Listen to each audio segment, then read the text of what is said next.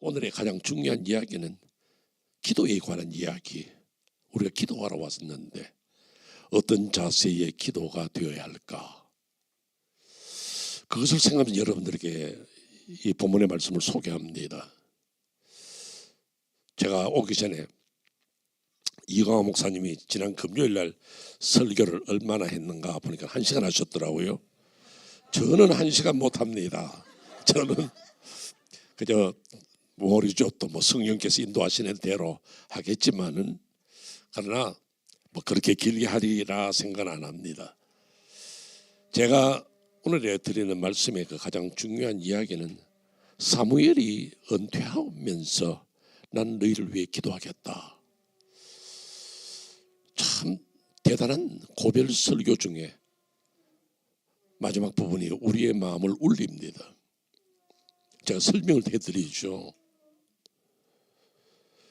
사실 사무엘이 이렇게 은퇴할 때는 문제가 많았습니다. 첫째는 사무엘에 앞섰던 그 선지자여 사사였던 엘리와 그의 두 아들이 하나님 앞에 온전하지 못했다기보다도 범죄하고 살았습니다. 그게 하나님께서 얼마나 딱했었겠어요. 근데 어쨌든 저들은 범죄했거든요. 그러자 백성들의 마음에 이런 사사나 제사장보다도 우리도 왕이 있어야 되겠다. 그래서 왕을 구합니다. 왕을 구하고 나니까 이제는 자연적으로 사무엘이 물러서야 합니다. 사무엘이 물러섰죠. 마음에 많은 생각이 그에게 주어졌지만은 그는 백성들 앞에서 나는 너희를 위해 기도하겠다. 그리고 떠나갑니다. 우리가 이 본문 제가 한 절반만 읽었는데 우리가 이 본문을 보면서 사무엘이 어떤 마음이었을까? 모든 것에 앞서서 나는 기도하겠다. 기도의 사람. 저는 오늘 여러분들, 난 사실 뭐 어른들도 마찬가지지만 저는 두란노교회 청년들이 너무 좋아요.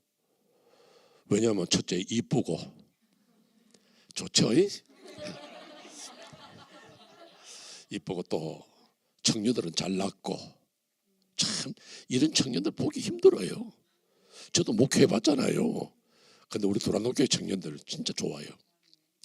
근데 이 청년들이 이렇게 나와 기도할 때에 어떤 자세야 되느냐, 참 축복하고 싶고, 오늘 밤에도 주님께서 손을 내밀어서 여러분들의 머리 위에 안수하시고 축복하고 길 열어주시길 바라는 그런 귀한 마음이 제게 있거든요. 여러분이 아실는지 모릅니다만 영국의 청교도 지도자로 설교자로 유명한 조셉 파크라는 분이 있습니다. 그가 좀 나이 들어서 결혼을 했는데 많은 사람들이 축하하러 왔습니다. 그 축하하면서 그 이야기를 했습니다. 당신이 어떻게 이렇게 훌륭한 지도자가 될 수 있느냐. 그때 그가 이렇게 말합니다. 제가요, 대학 공부를 위해서 집을 떠날 때 우리 어머니가 나에게 부탁한단 말했습니다. 나는 너에게 다른 것 안 바란다. 내가 꼭 부탁 안 하는 것은 언제나 아침에 자고 일어나면 기도로 시작해라. 그리고 하루를 다 마치거든 기도로 그 밤을 마쳐라. 바로 그거였습니다. 나는 어머니의 그 말씀을 그대로 지켰어. 아침에 자고 일어나면 꼭 기도하고, 잠자리에 들기 전에 하나님 앞에 기도하고 내 일생을 보냈습니다. 제가 왜 우리 청년들에게 이런 말씀을 드리고 싶으냐 하면, 난 여러분들이 잘 되기를 바라고 성공적인 삶을 바라기를 원하는데 조셉 파크의 말이 생각나는 거예요. 여러분은 그렇게 하고 계실 줄 압니다만 아침에 탁 자고 일어나면 마치 영국의 유명한 설교자 존 스타트가 얘기한 것처럼 Good morning God, Good morning Jesus, Good morning Holy Spirit.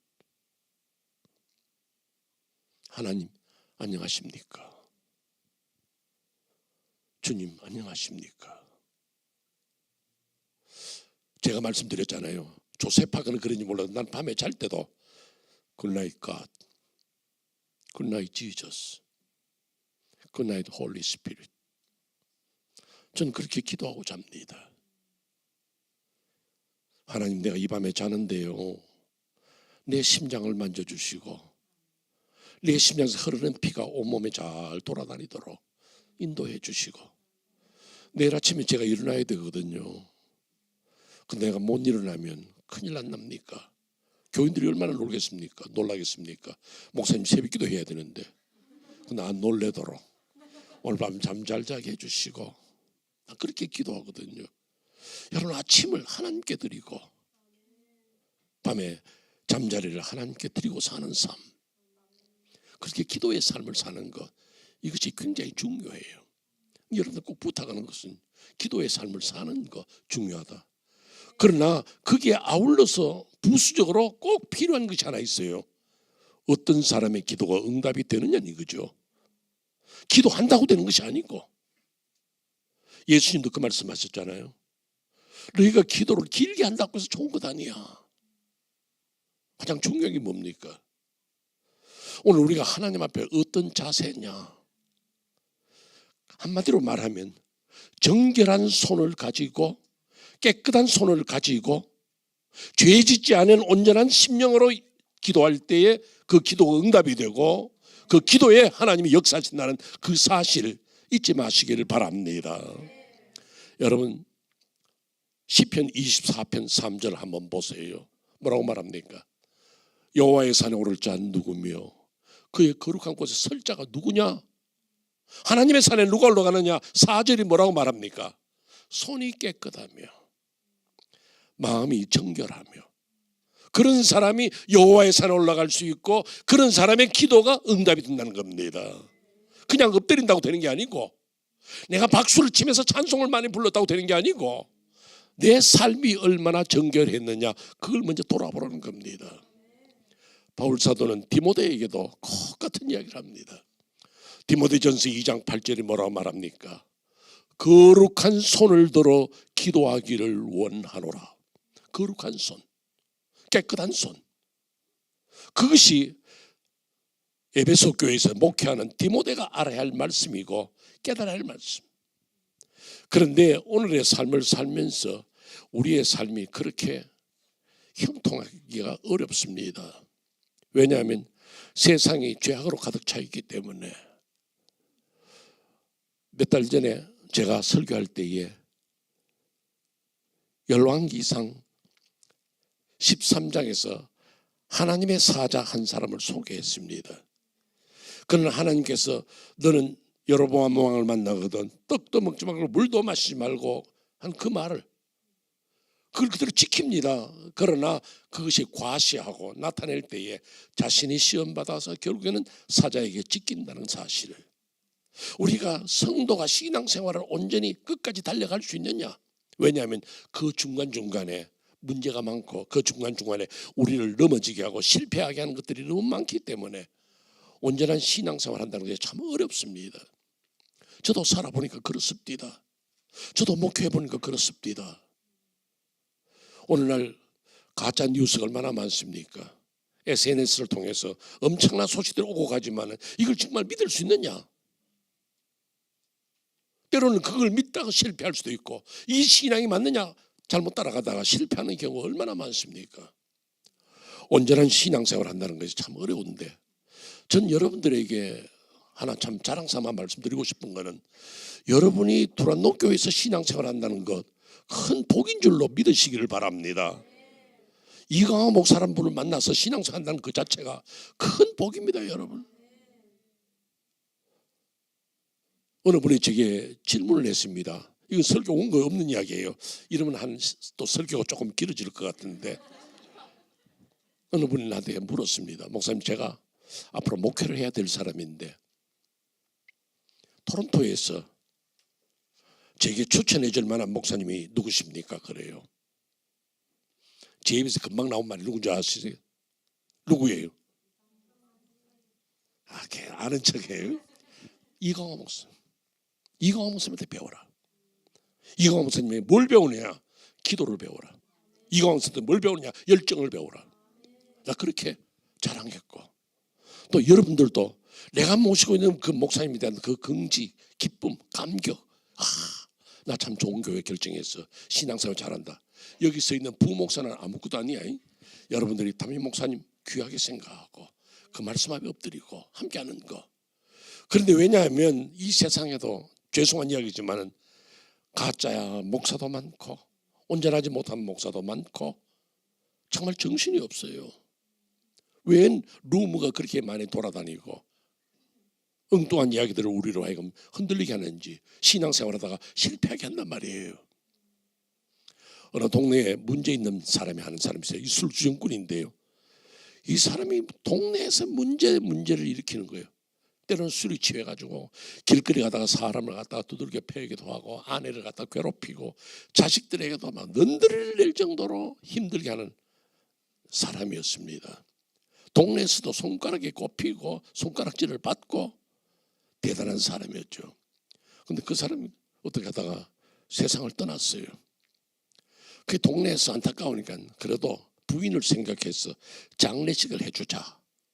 그래서 장례식을 해주게 됐어요.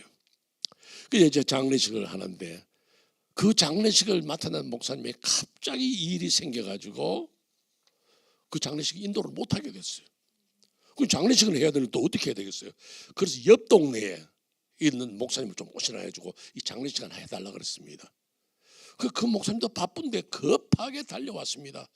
달려와가지고 뭐 유족들 만날 시간도 없고 어떤 생편인도 모르고 그러면서 성경 읽고 이제 설교를 했습니다.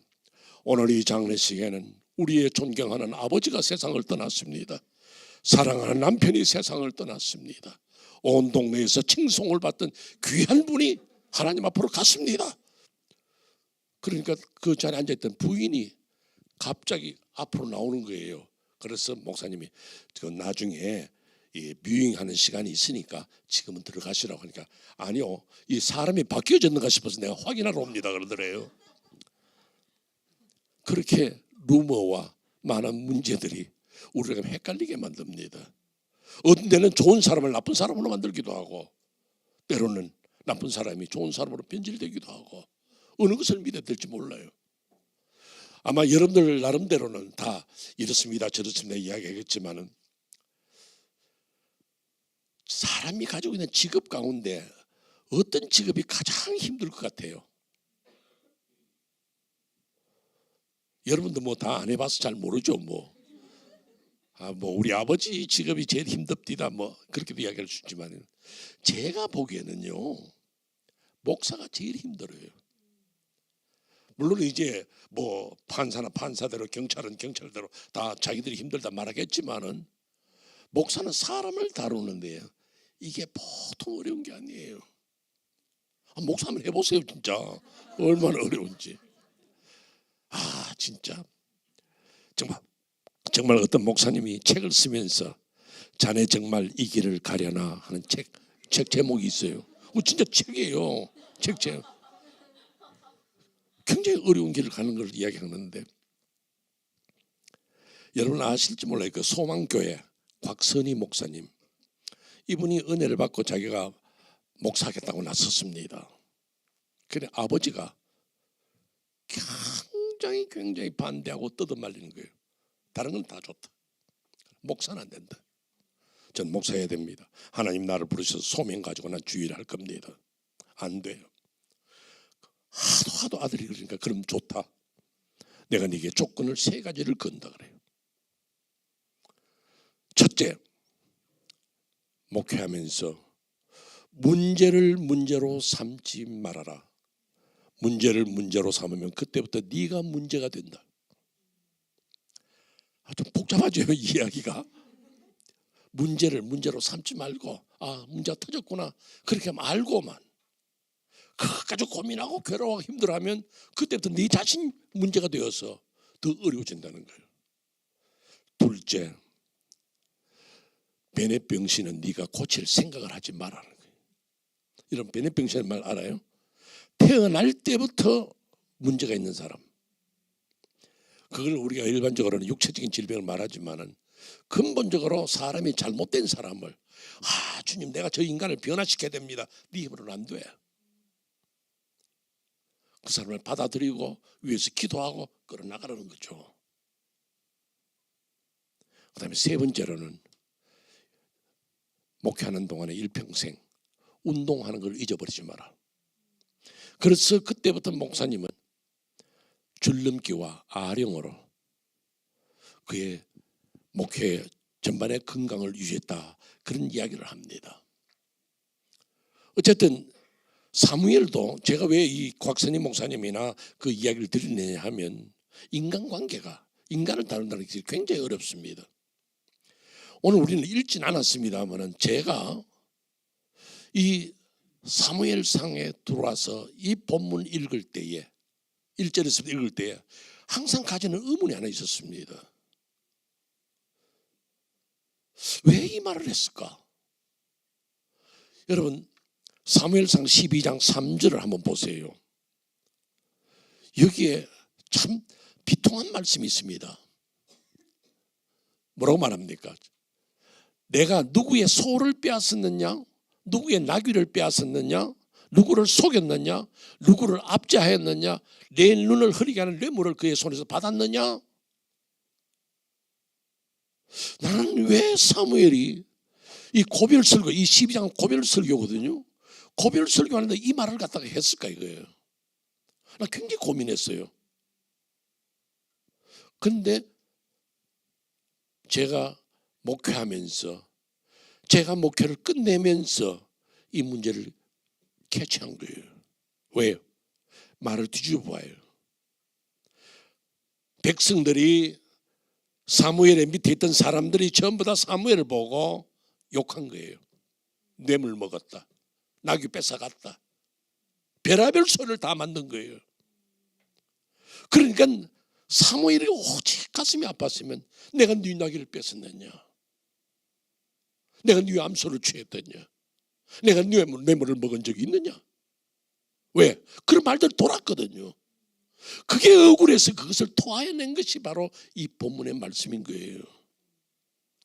나는 이 말씀 읽으면서 야, 정말 그렇다. 오늘 목회자들 대해서 아까 제가 목회가 어렵다는 말씀드린 것처럼 목회자들을 향해서 얼마나 많은 말들 하는지, 목사가 돈 좋아한다, 목사가 아무개 장로만 끼고 돌더라, 그런 말 다 합니다. 그럴 때 이것을 커버할 수가 없는 거예요. 그런데 사실은요, 이것이 사무엘에게만 되어진 건 아닙니다. 지도자들이 그랬어요. 한 대표적인 예를 보면요, 민수기 한번 보세요. 민수기 16장 5절에 보면요, 모세가 또 이 같은 이야기를 합니다. 모세는 뭐라 말합니까? 모세가 심히 노하여 화가 났단 말이에요. 하나님께 뭐라고 말합니까? 나는 그들의 헌물을 돌아보지 마옵소서. 나는 그들의 나귀 한 마리도 빼앗지 아니하였고 그들 중에 한 사람도 해하지 아니하였나이다. 난 깨끗하게 살았어. 난 깨끗하게 살았어. 사무엘, 모세 대표적인 인물로 소개합니다. 바울사도도 그 이야기를 해요. 바울사도 사도행전 20장에 보면요, 이렇게 말합니다. 나는 누구의 은과 금을 뺏지 않았다 그러죠. 은과 금과 의복을. 지도자들은 그런 말을 듣고서 한 거예요. 그러나 이 말 속에서 분명하게 이야기하는 것은 사무엘이나 모세나 바울사도나 깨끗하게 살았기 때문에 그의 기도가 살아있었고, 깨끗하게 살았기 때문에 기도의 능력이 있었고, 끝까지 기도할 수 있는 힘이 거기에 나왔다는 사실이에요. 제가 여러분들에게 이렇게 길게 설명을 드린 것은 오늘 우리 그리스도인들이 엎드린다고 되는 게 아니고 내 삶이 얼마나 하나님 앞에 깨끗했는 얘기죠. 얼마나 진지했느냐는 거죠. 얼마나 하나님 앞에서, 사람들 앞에서 정결한 손을 가지고서 목회해왔고, 정결한 손을 가지고 하나님 앞에 무릎을 꿇었고, 정결한 손을 가지고 기도했냐 이거죠. 오늘 밤에 모인 성도 여러분, 여러분에게 주어진 모든 기도가 응답되기를 주의 이름으로 축원합니다. 중요한 것은 내 자신이 하나님 앞에 얼마나 정결한 삶을 살라고 몸부림을 쳤느냐, 그게 달렸다는 거죠. 여러분들, 미국의 유명한 배우 있습니다. 위노나 라이더라는 여자예요. 순수의 시대라는 그 영화의 그 주인공으로 나왔는데요, 이 여자가 백화점에서 물건을 훔치다가 들켰어요. 그러니까 이제 문제가 생기니까 그 여자가 그 말합니다. 내가 영화를 촬영해야 되는데 우리 감독이 나를 보고 이 훔치는 것을 연습을 좀 해오라 그랬어. 그래서 백화점에서 물건을 훔치다가 걸린 것이다. 변명 아닌 변명을 했습니다. 이 기사를 전하던 AFP 통신에서는 그 말합니다. 위노나 라이더의 이 도둑질을 소개하면서 순수의 시대는 끝났다. 범죄가 무성하고 죄악을 정상적으로 생각하고 거짓말을 정상으로 생각하고 우리는 큰 죄, 작은 죄 따지지만은 우리 성도들은 큰 죄, 작은 죄가 아니라 하나님 앞에서 온전하게 정결하게 살겠다고 내 발걸음을 조심하고 내 입을 조심하고 내 삶을 거룩하게 가지는 그리스도인이 바로 여러분이 되시고 그로 말미암아 하나님에게 쓰임받는 종들이 되시기를 주의 이름으로 축원합니다. 그럼 이제 두 번째 말씀을 드리죠. 먼저는 기도하는 사람은 정결해야 된다고 그랬습니다. 그러면 두 번째 제가 드리는 말씀이 뭐냐면요, 우리는 기도의 사람이라는 거죠. 그러면 어떻게 할까? 여러분들 제가 조금 전에 설명을 해드린 것처럼 사무엘은 참 마음이 아픈 거예요. 내가 너에게 나귀를 빼앗은 적이 있느냐? 암소를 취한 적이 있느냐? 뇌물 먹은 적이 있느냐? 그런 말이 돌았거든요. 그 이제 그만둔다. 그런데 그 가슴에 밑바닥에 그게 있는 거예요. 이 백성이 나를 그렇게 모함하고 이 백성이 나를 향하고 그런 인간으로 취급할 때 기도가 나오겠어요? 우리 한국 사람들은 잘하는 말처럼 나를 버리고 가시는 님은 심리고 오리고 막 그런 마음이 드는 게 인간의 마음입니다. 내가 어떻게 저들 위해 기도해 줘? 지가 나를 갔는데 어떻게 했는데? 그러나 기도의 사람은 이것저것 안 따지고 나는 기도하리라. 그것은 자기 자신이 기도를 통해서 자기의 분노를 삭히고 기도를 통해서 그 사람이 변화되기를 바라고 기도의 삶을 통해서 내 갈 길을 주께 맡긴다. 이것이 바로 기도의 사람 아니겠습니까? 여러분이 이 금요일 눈 오는데 기도하러 왔습니다. 저 너무너무 사랑스러워요. 너무 귀한 성도들입니다. 기도의 사람. 그럼 이 기도의 사람의 타이틀만 가지는 게 중요한 게 아니에요. 기도하는 사람의 그 먼저 자세예요. 한 세미나의 강사가 강단에 섰다가 주문해서 10만 원짜리 수표를 꺼냈어요. 여러분 이거 10만 원짜리야. 10만 원짜리. 여러분 이 10만 원짜리 원하는 사람한테 다 손들죠. 왜요? 10만 원짜리가 대단하잖아요.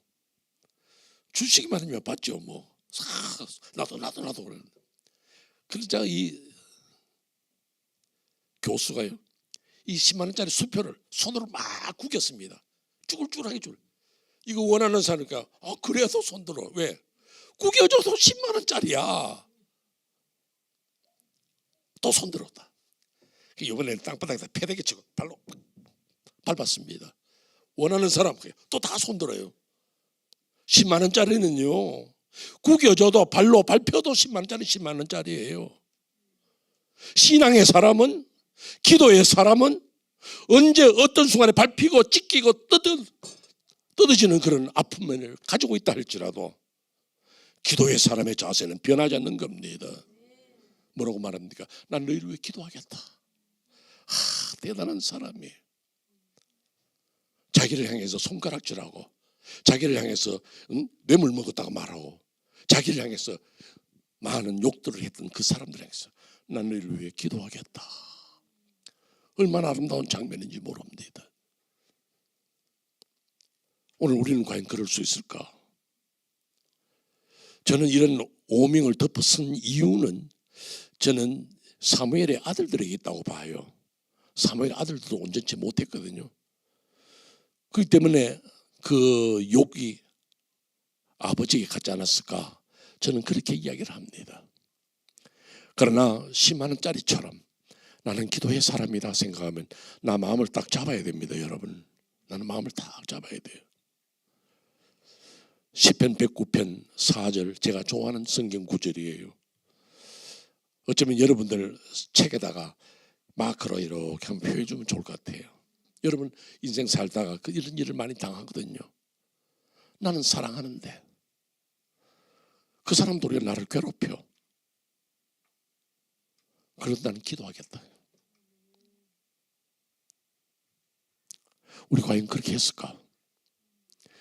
날 그렇게 했지 너 두고 보자 이거 아니에요? 그러나 기도의 사람은 밟혀도 쪼그라져도 내 위치는 기도하는 거. 난 당신을 위해서 기도하겠다. 이 귀한 자세. 이렇게 선언하고 난 다음에 사무엘은 라마로 갑니다. 라마라는 지에 가서 사는데요. 거기가 나중에 뭐가 되느냐면 라만나요시라 그래요.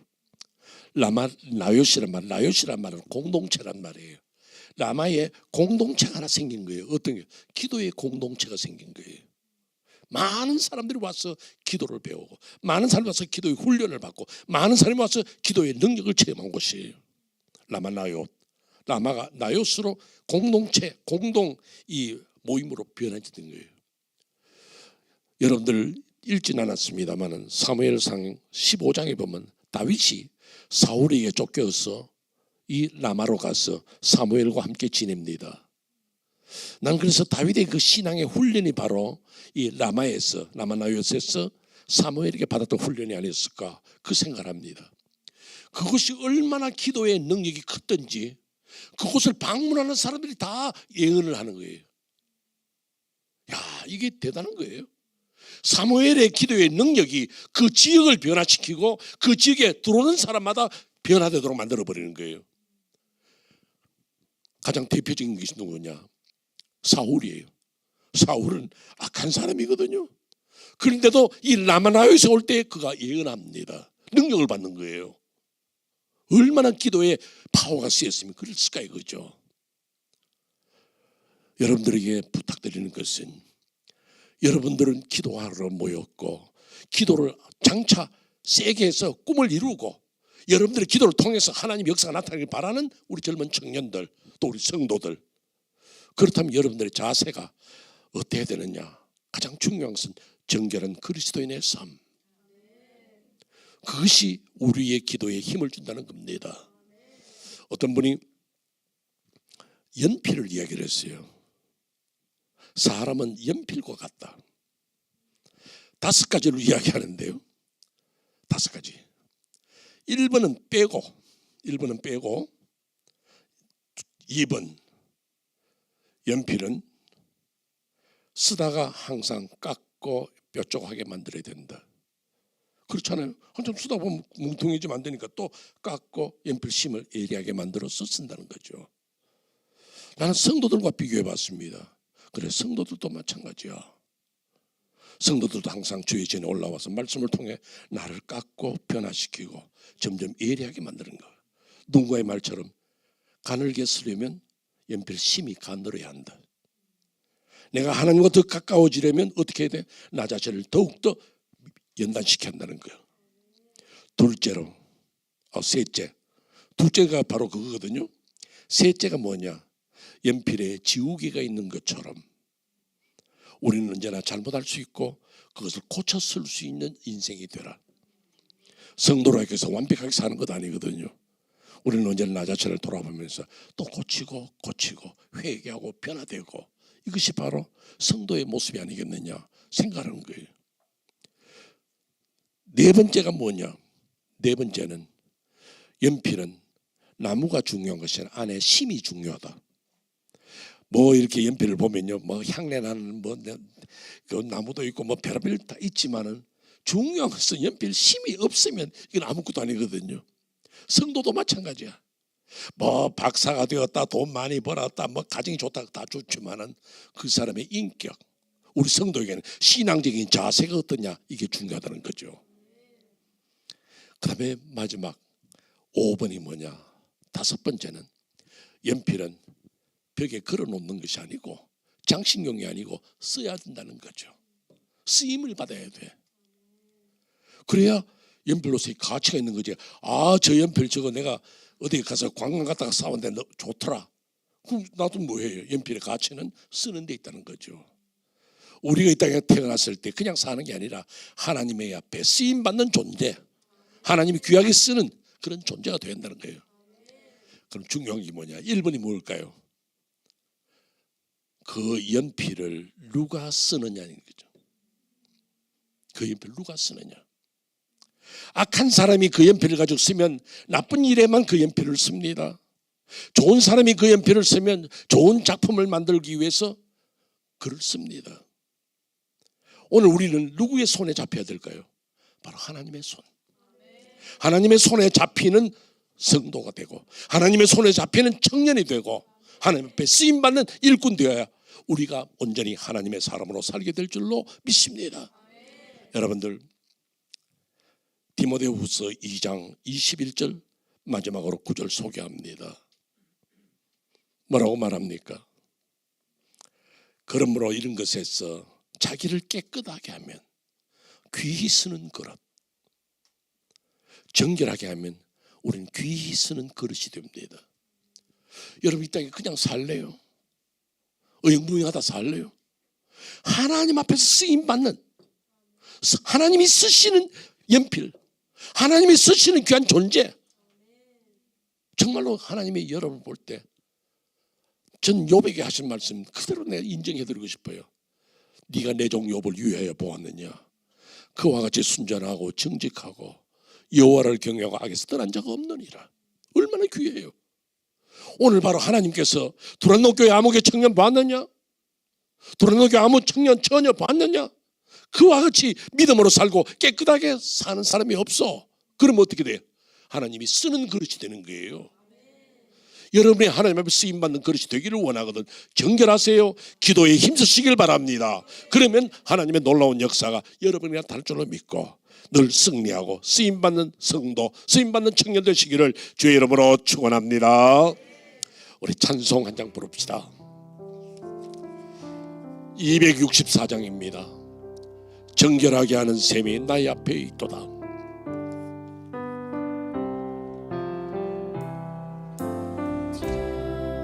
정결하게 하는 셈이 나의 앞에 있도다. 성령께서 권고하니 죄 씻으라 하시네. 찬양하리 찬양하리 속임당한 어린 양 주께 영광 돌리어라. 우리 죄를 씻어주셔. 다시 1절 다시 해보렵니다. 정결하게 하는 셈이 나의 앞에 있도다. 성령께서 권고하니 죄 씻으라 하시네. 찬양하리 찬양하리 죽임 당한 어린 양 주께 영광 돌리어라. 우리 죄를 씻어주셨네. 이제 우리 다같이 기도하겠습니다. 제가 여러분들에게 말씀드렸지요. 오늘 우리는 기도하러 나왔습니다. 먼저는 여러분의 손이 정결합니까? 여러분의 가슴을 헤아려 보세요. 여러분의 가슴 속에 미움과 갈등과 시비와 억울함과 섭섭함이 담겨 있으면 여러분이 밤새 기도해도 안 됩니다. 주여 나의 마음을 정결하게 하여 주옵소서. 주여 나의 마음의 모든 잘못된 것들을 씻어 주옵소서. 오늘도 나는 누구와 다투었습니다. 오늘 나는 누구와도 불화하였습니다. 내 마음의 미움이 사라지게 하시고 저를 용서하게 하여 주시고 저를 받아들이게 하여 주시옵소서. 이제 우리 같이 기도하는데 주여 나의 죄악을 용서하여 주옵소서. 정결하게 하는 셈이 나의 앞에 있습니다. 우리 다 같이 한 목소리로 주여 외치고 기도하겠습니다. 주여